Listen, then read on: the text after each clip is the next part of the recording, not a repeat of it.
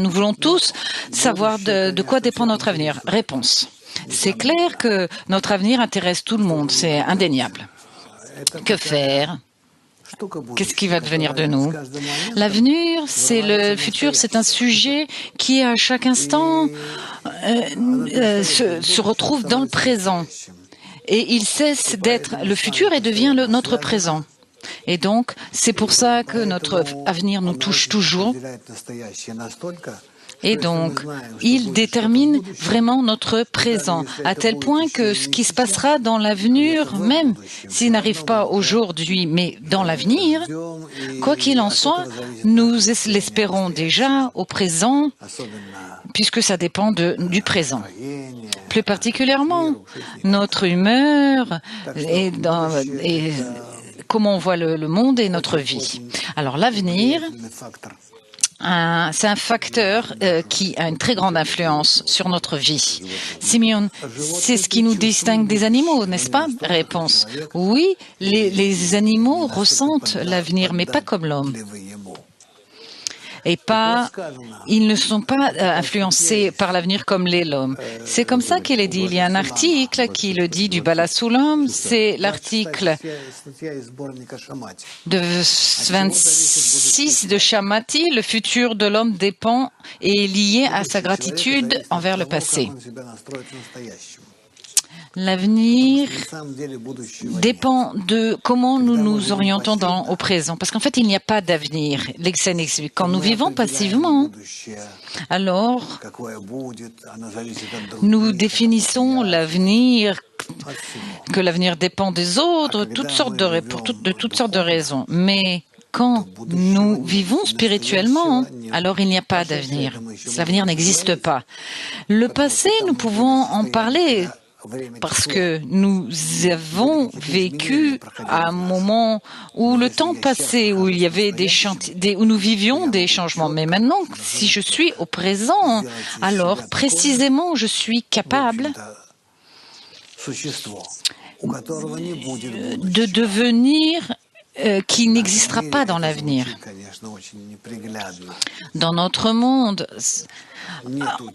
c'est pas très attirant quand on vous dit que tu n'as pas d'avenir. Quand vous dites que cette chose-là a une personne, ça veut dire que vous voulez le tuer. Mais dans la sagesse de la Kabbale, non. Quand on dit à quelqu'un vous n'avez pas d'avenir, ça veut dire que c'est toi qui maintenant vas le faire. Donc prends et fais. Imagine-toi l'image de ton avenir et c'est ce qui y adviendra. Et quand est-ce que ça arrivera? Quand tu le voudras. C'est-à-dire, après que nous ayons compris qu'il n'y a pas de présent, passé et futur, parce qu'il n'y a pas de monde, que tout ça est représenté par nos attributs sur le fond blanc grâce à la lumière supérieure. Alors, qu'est-ce que ça veut dire que l'avenir de l'homme dépend de quoi? Dépend de l'homme. Et pas dire que ça dépend juste de l'homme comme ça, mais en sachant cet algorithme, en ayant qui a une influence sur lui, c'est lui, il se façonne et crée son avenir. Parce que ces kélim intrinsèques, intérieurs, ces désirs sont ceux qui font la personne. Et tout le reste des désirs extérieurs crée le monde extérieur. Et c'est comme ça que l'homme crée de lui-même, se crée lui-même dans le monde, se place dans le monde. C'est pour ça que l'avenir ne dépend que de l'homme, avec tous les détails et les éléments qui peuvent exister. Mais ce n'est pas facile d'y arriver. On peut y arriver. Et un jour, oui, on en sera capable. Mais pour l'instant, pour nous, c'est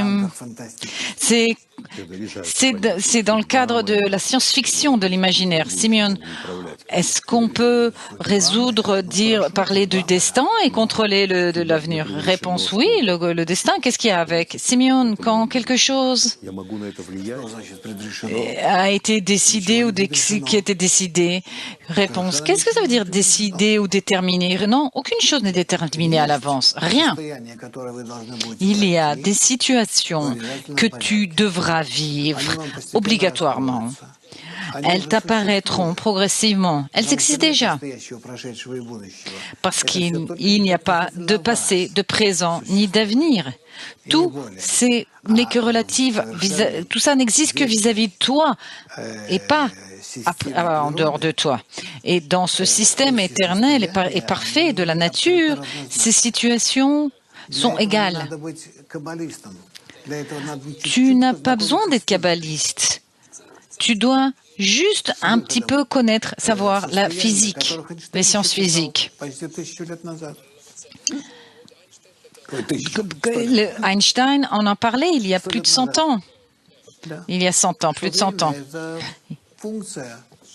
Que le temps est une fonction dans ce qui nous arrive.